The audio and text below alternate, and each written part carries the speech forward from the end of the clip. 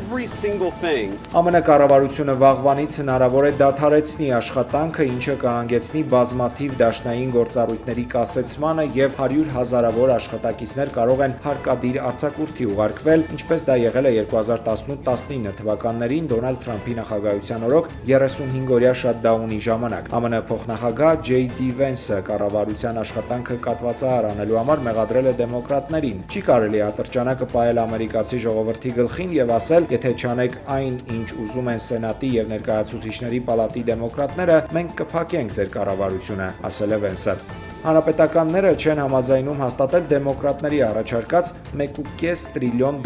առողջապահական փաթեթը, պնդելով, որ այն ներառում է աբսուրդ դրույթներ, ինչպիսիք են առանց փաստաթղթերի միգրանտների համար առողջապահական ծառայությունները։ ԱՄՆ կառավարության ֆինանսավորումը կսպառվի սեպտեմբերի 30-ի կեսգիշերին, եթե օրենսդիրները մինչև այդ համաձայնության չգան։